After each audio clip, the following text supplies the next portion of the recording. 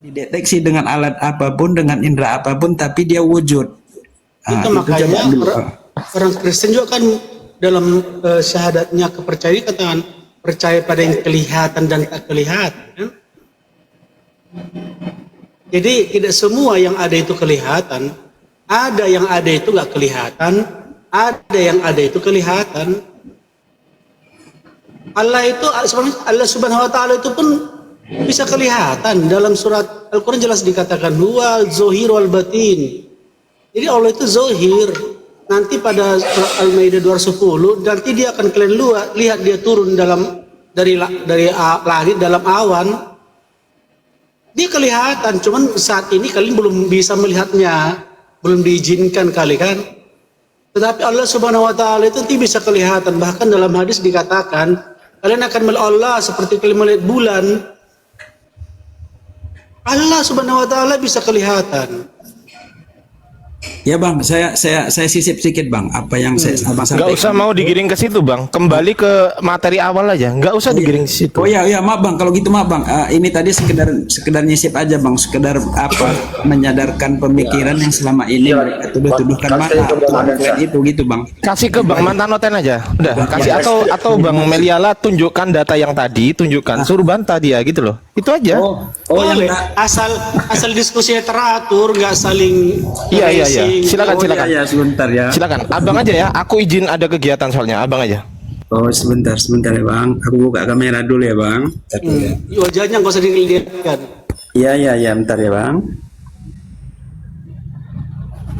Jadi segala sambil membuka kamera. Jadi segala sesuatu yang ada itu ada yang kelihatan dan ada yang tidak kelihatan. Dalam bahasa Arabnya ada yang zohir, ada yang batin, ada yang goib. Ya. Allah Subhanahu Wa Taala bisa terlihat, percaya.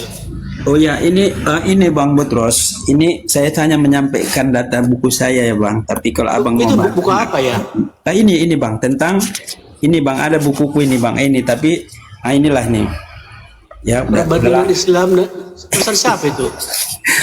Ini udah lama nih Bang, bukuku tahun 80. Penulisnya siapa? Udah nggak ada lagi pengarangnya nih. Udah tahun 80 nih Bang, nggak ada ini. Pengarangnya udah jelek kali. Bentar ya bang, dulu ya.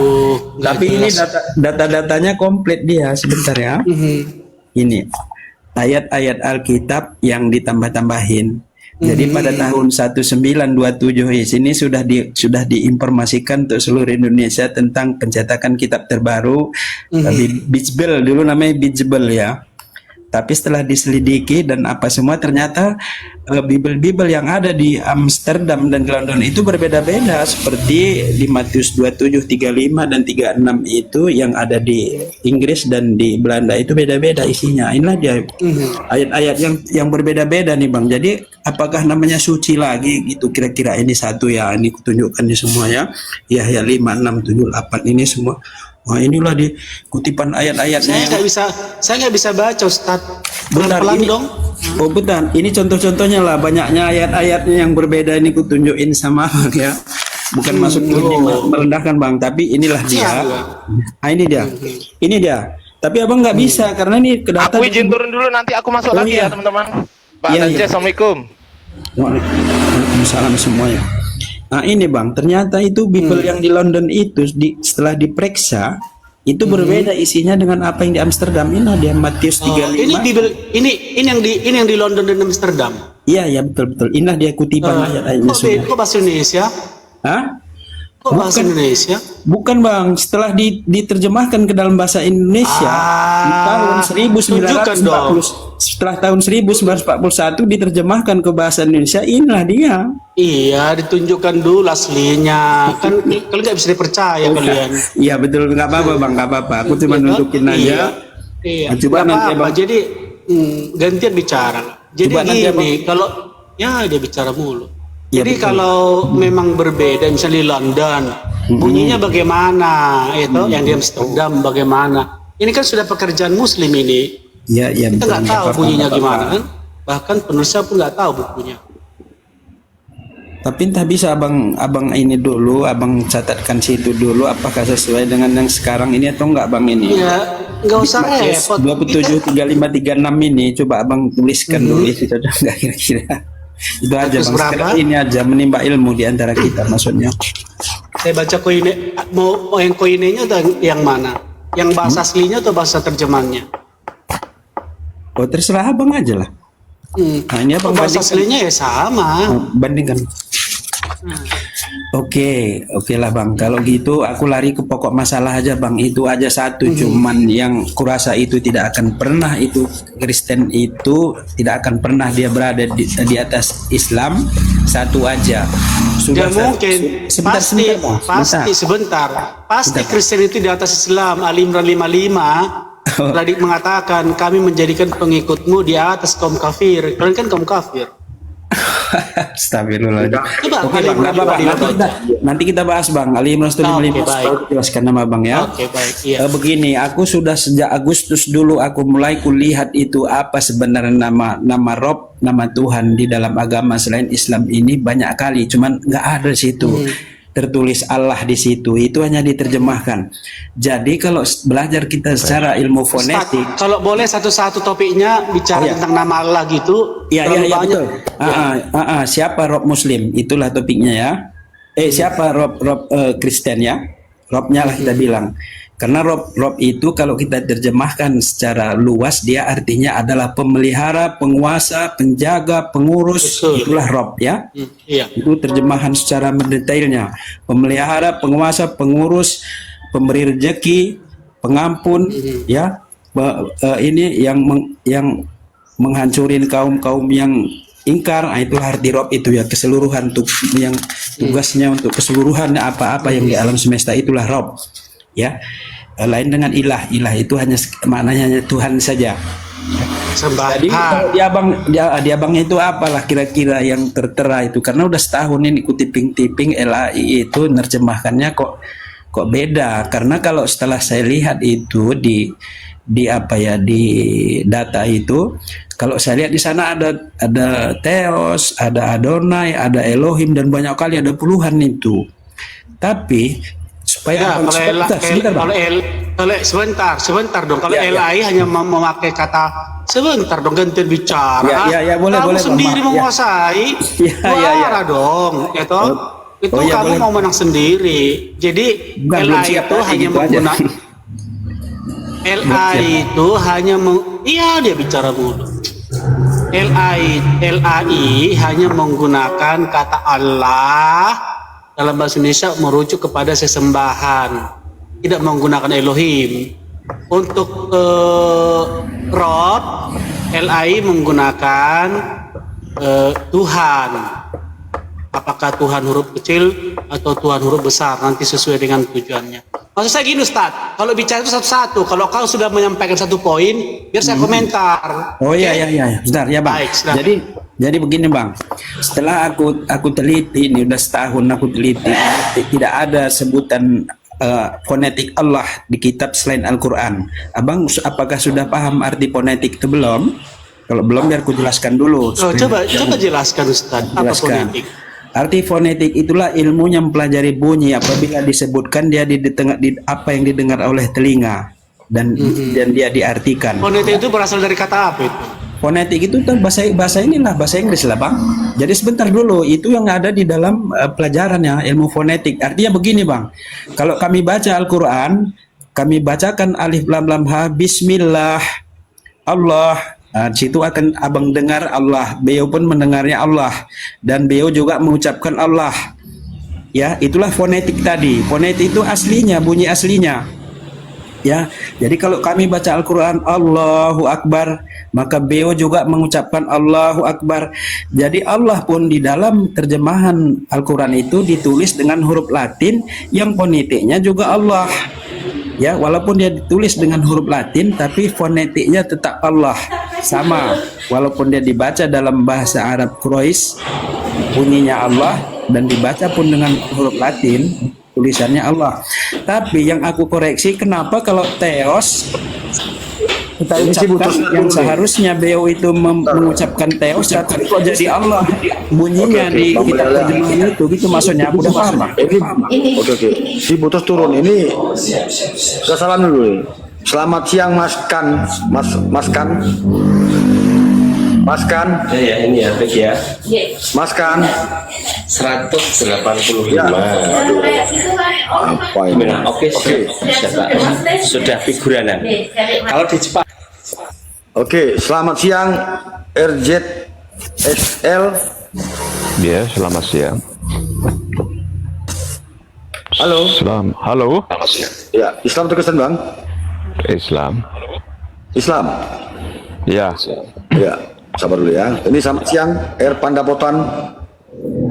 Selamat siang bang. R Pandapotan. Selamat siang bang. Islam atau Kristen bang? Islam bang. Jadi Islam. Ada yang mau sampaikan bang? Bang Pandapotan. Cuman mendengar-dengar aja bang, menyimak bang. Iya, nggak ada Kristen ya. Bang Rijal, RJL, Ya. ada yang mau sampaikan? Ya. Ya, ada Ada yang mau sedikit sampaikan? ya. Ada Silakan. sedikit. Itu tentang Yesus ya. Yesus itu sebenarnya Raja Yunani ya, Raja Yunani pada tahun 800 sebelum Masehi. Karena pada zaman dahulu itu yang berkuasa adalah Yunani dan Roma. Kemudian pada abad 1 Masehi itu mereka mulai redup. Maka mereka ingin menciptakan Tuhan baru ya. Tuhan baru karena di Palestina itu ada Nabi Isa. Nah, maka Nabi Isa itu dibunuh. Sebenarnya bukan disalib, itu dibunuh oleh kerajaan Romawi. Tapi dengan jargon atau dengan dibilang bahwa Nabi Isa sedang menebus dosa, itulah ya. Jadi ajarannya diambil, dirampas, kemudian Nabi Isa-nya dibunuh, lalu kitab-kitabnya itu dirubah, gitu. Itu pada Konsili Nicea 325 Masehi. Jadi kita di sini sebenarnya bahwa mereka ingin menghidupkan kembali ajaran Yunani pada tahun 800 sebelum Masehi itu. Jadi 800 sebelum Masehi itu sejaman dengan Nabi Daud. Makanya mereka bilang itu adalah Raja Daud, anak Raja Daud. Jadi Nabi Isa itu sebenarnya dipitnah, dibunuh, disalib, tapi dikatakan bahwa itu adalah Yesus. Gitu. Jadi ini harus kita luruskan ini, diluruskan bahwa Nabi Isa itu sebenarnya Muslim juga. Nabi Musa juga sama. Mereka rusak ya. Tujuan mereka untuk sebenarnya adalah untuk pajak perpuluhan ya. Jadi agar seluruh dunia itu berkiblat kepada Romawi CS ya, Romawi dan teman-temannya, dan juga membayar pajak perpuluhan. Atau mereka pengikut-pengikut ini membeli produk-produk mereka. Jadi pusat sebenarnya Kristen itu ada di Roma, ya, di Roma sampai sekarang itu. Tapi kisahnya kisah Nabi Isa itu yang anehnya gitu loh. Dan Nabi Isa-nya dibunuh, dibantai, kitabnya diambil, dirubah-ubah. Ya itu masalahnya. Demikian kira-kira. Ya. Oke, itu dari Bang Rijal. Dari Bang Pandapotan silakan Bang, narasinya Bang. Dilanjut aja bang, kita minim masalah pengetahuan itu, cuman mau belajar sambil mendengar-dengar bang. Terima kasih bang. Kalau ada yang butuh naik, saya boleh diturunkan. Oke, menurut Bang Pandapotan ini Yesus itu manusia atau Tuhan? Manusia bang, kalau saya bilang manusia. Bukan Tuhan ya? Bukan bang, bukan 100% manusia. Manusia ya. Karena Bang Pandapotan kayak orang Batak nih. Marga apa Bang? Saya marganya nggak punya bang, nggak punya. Bang Pandapotan namanya. Ya itu pemberian, karena saya banyak berteman sama-sama orang kita Batak. Ya, kalau sosok Yesus ya, di Bible sendiri sangat jelas, sangat vulgar dikatakan dia itu manusia, ya kan gitu. Itu di mana? Dimulai di 2 Yohanes 1:7. Dia datang ke bumi ini sebagai manusia, bukan Tuhan. Malah yang nggak mengaku dia manusia itu adalah penyesat dan antikristus. Kata-kata dia anak manusia bukan anak Tuhan, bukan Tuhan. Kenapa Yesus malu-malu menyatakan, mendeklarasikan dirinya, akulah Tuhan Allah. Tidak ada satu ayat pun kita temukan di Bible Yesus secara terang-terangan tanpa ambigu mengatakan akulah Tuhan Allah. Tidak ada. Kok Tuhan malu-malu menyatakan dirinya sebagai Tuhan? Sementara di Perjanjian Lama cukup banyak bertaburan ayat-ayat, ratusan bahkan mungkin ribuan ya. Akulah Tuhan Allahmu, jangan ada Tuhan Allah lain di hadapanku. Tidak ada seperti aku. Langit berlapis langit tidak akan mampu menampung kedatangan Tuhan. 2 Tawarik 6:18, 1 Raja-Raja 8 dan sebagainya, banyak sekali ya. Yeremia 10:10, Yeremia 6:10, cukup banyak. Bahkan di Perjanjian Baru sangat tegas dikatakan Tuhan itu esa, kekal, tidak nampak dan tidak mati. 1 Timotius 1:17 dan 1 Timotius 6:16. Kalau Yesus kan mati dia. Yesus berubah, Yesus nampak. Dan Yesus dengan tegas juga mengikuti ya narasi Tuhannya di Keluaran 33:20. Manusia jangan coba-coba ingin melihat aku mati, kata Tuhan. Diperkuat lagi oleh Yesus di Yohanes 5:37. Suaranya pun kamu nggak bisa dengar, apalagi rupanya. Nah, kalau tetap teman-teman Kristen memaksakan Yesus itu Tuhan, berarti Yesus berbohong. Berarti kalian melawan Yesus, bukan melawan kami. Itu teman Kristen. Ya, Yesus berubah. Ya, Malaikat 3 ayat 6 dikatakan Tuhan itu tidak berubah sampai selama-lama. Ya, teman-teman Kristen yang mau naik, mau membantah, yang mau berdiskusi, silakan bawa data. Ya, pakai data kita. Anda fix, saya katakan iman Anda menabrak isi Bible Anda sendiri. Ya, silakan kalau kamu mau lanjut, Bang Meliana terpotong, silakan Bang. Lanjut Bang. Oh ya, maaf Bang, aku tadi open mic ya Bang. Ini maksud Abang tadi saya ya Bang. Silakan Bang, silakan. Silakan Bang. Oh ya, sebentar Bang, tadi aku ada sedikit ini pula tadi, jadi kurang konsen tadi. Kira-kira apa yang mau disampaikan tadi lagi nih Bang? Kita memaparkan bahwasanya, oh ini adalah Yesus itu manusia. Cukup bertaburan, ratusan bahkan ribuan ayat membuktikan Yesus itu manusia, bukan Tuhan. 100% manusia Bang. Jadi setelah saya baca pun di buku-buku saya ini yang sudah 40 tahun ada di saya ini, bahwasanya di antara kalangan mereka sendiri situ sudah banyak berbeda tentang pemahamannya. Jadi kita pun nanti juga tidak akan berkali terima mereka begitu, karena mereka sama mereka pun saling berbantahan begitu tentang mereka itu sendiri. Jadi kalau kita pun mau meluruskannya ya sama saja begitu. Saya rasa berat sekali memang. Cuman ya kalau sekedar niat kita tuh menyampaikan kebenaran, mungkin berpahala buat kita. Niat kita itu untuk membela yang benar itu nggak apa-apa. Seperti saya sendiri pun niat saya itu nggak ada untuk merendah-rendahkan. Ya seperti yang sudah sama kita ketahui di Quran surah 6108 itu kan sudah tertera, janganlah kamu merendahkan, menghina berhala-berhala ataupun sesembahan ya. Karena dampaknya nanti tidak baik akibatnya begitu. Artinya mereka juga nanti berbalik merendah-rendahkan kita begitu. Jadi saya tuh kalau mereka itu tidak keras dia dalam berkata-kata untuk Islam ini, saya juga menjaga Bang. Saya hormati lah mereka itu begitu. Hanya saja ketika mereka itu ada Pak Raka. Bentar Bang. Assalamualaikum Pak Raka. Waalaikumsalam warahmatullahi wabarakatuh. Ya, Kalau boleh betul Pak Raka ya. Kristennya ada berapa ini Pak Dance? Ya, Pak Raka, jangan lupa sebentar ya dengan Ben Abraham. Kenal Pak pada Ben Abraham? Ya tahu. Ya, dia juga akan hadir di sini Pak Raka. Oh, nanti malam. Iya, nanti hari ini ya. Oh iya, siap. Oke, lanjut. Ini hotelnya ada berapa Pak Dance sekarang? Oh, tadi ada naik lalu turun lagi. Ini nggak tahu ya kalau sambil Hawaii ini apa? Coba memperkenalkan diri. Ya, silakan Pak. Ya, Sabil ya. Oh iya, Assalamualaikum. Waalaikumsalam. Cuman saya mau tanya kepada orang Islam yang paham Bible ya.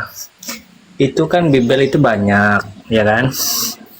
Nah, terus kan di kanon.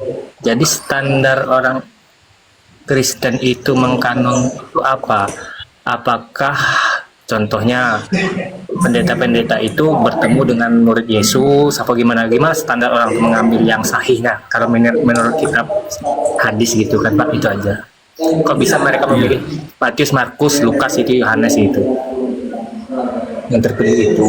Jadi sebetulnya mungkin tepatnya pertanyaan ini disampaikan kepada umat Kristen sendiri, Pak. Jadi mungkin lebih pas untuk menjawab standar mereka mengkanonkan Alkitab itu apa. Seperti yang kita ketahui ya, Katolik sendiri menganggap Deuterokanonika atau kanon kedua itu menjadi bagian dari kitab kanon mereka.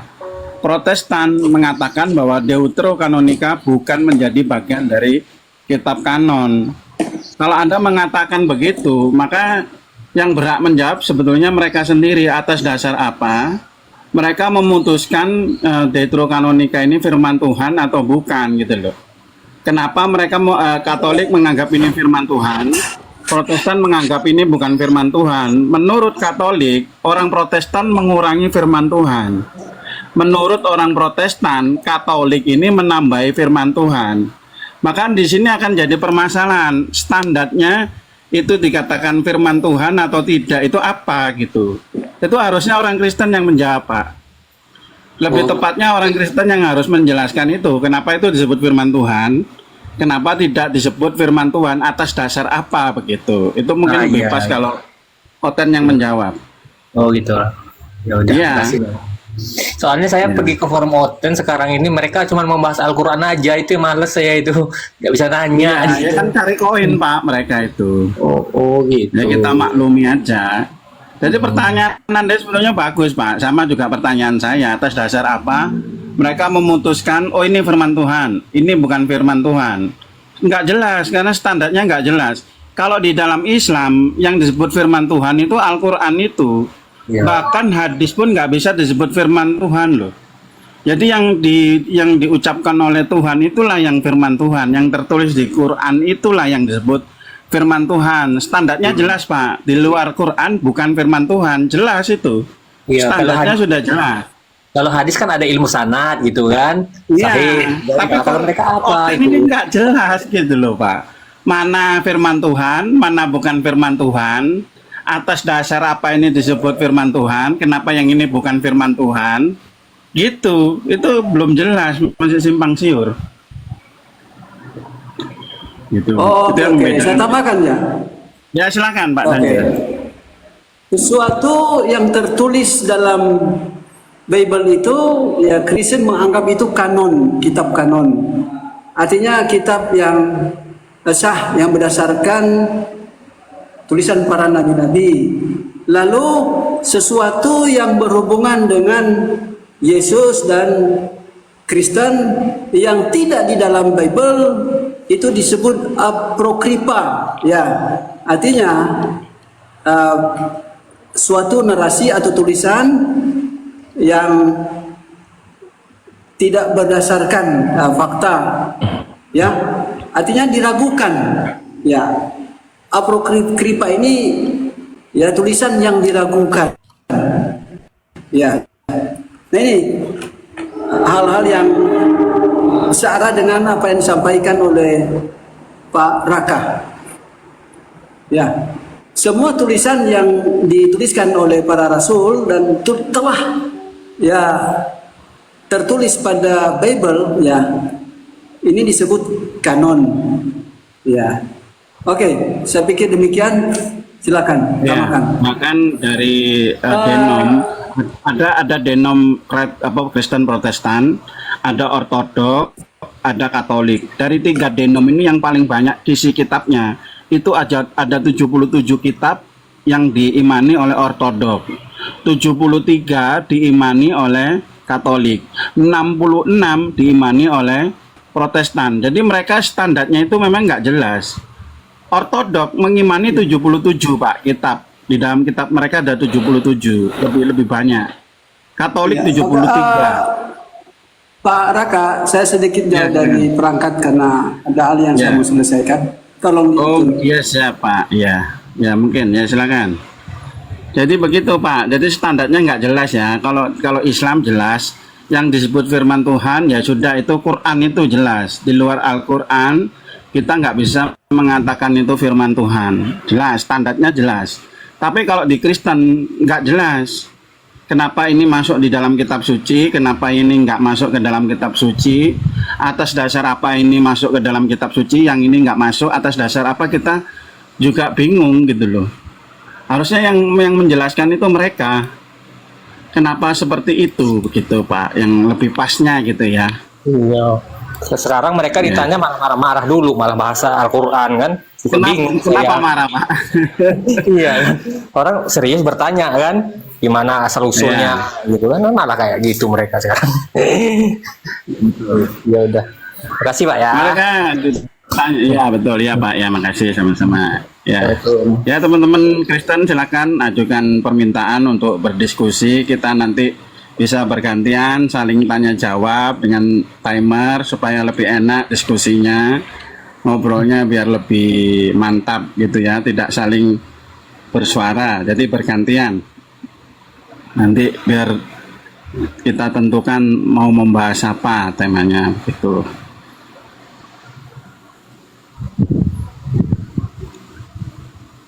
Hubungan. Kenapa Pak? Tentang Kristen itu ya, kenapa Kristen itu pusatnya tuh di Yunani dan Roma, padahal mereka mengaku bahwa Tuhan mereka itu Nabi Isa tuh di Palestina, dan mereka selalu menggembar-gemborkan tentang Yunani, Roma gitu aja. Kenapa gitu? Jadi itu Roma harus dijawab oleh mereka Pak, betul. Iya. Karena Tuhan mereka ini kan berasal dari Israel, Tuhan mereka kan lahir di Bethlehem. Iya, kok ceritanya tuh Roma terus, Itali. Kan yang mereka ceritakan kan dewa-dewa mereka sesuai dengan bahasa Tuhan mereka, Yesus. Tapi kenyataannya kan kitabnya berbahasa Yunani. Padahal Yunani sendiri itu adalah bahasa dari bangsa penjajah.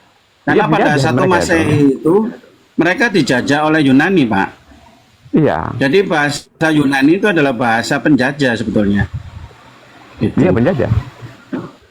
Ya. Jadi Roma itu dulu tuh kan ibaratnya sekarang Amerika kan, karena mereka penjajah, mereka juga menciptakan agama ya. Maka untuk menciptakan agama, mereka kerjasama dengan namanya si Paulus itu, Paul ya.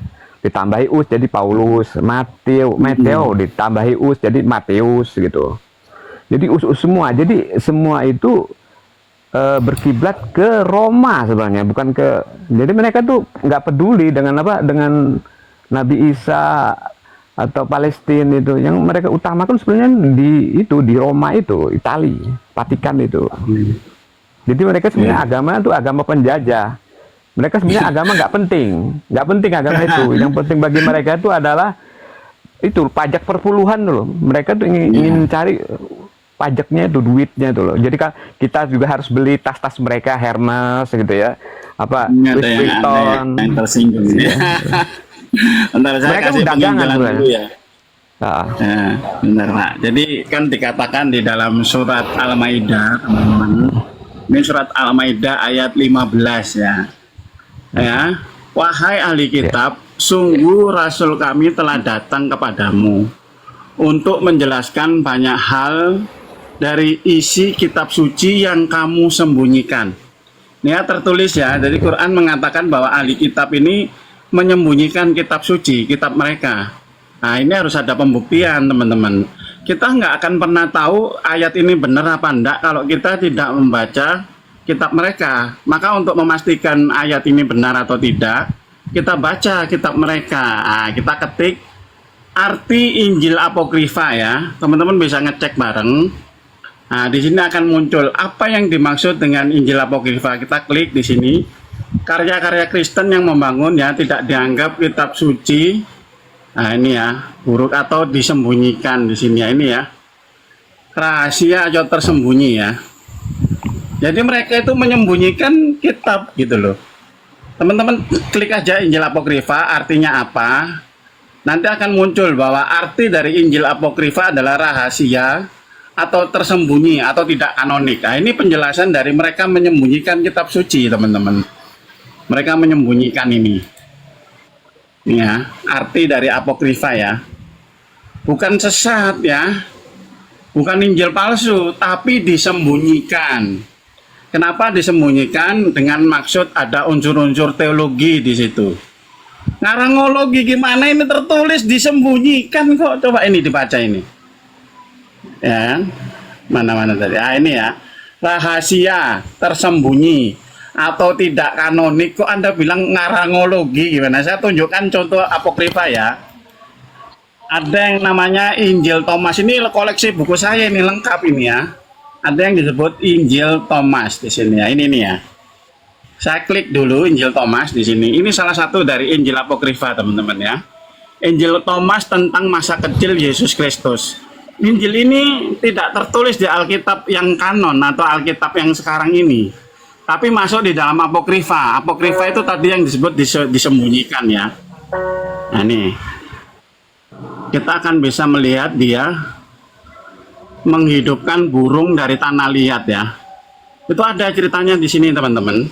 Jadi Yesus ini menghidupkan burung dari tanah liat.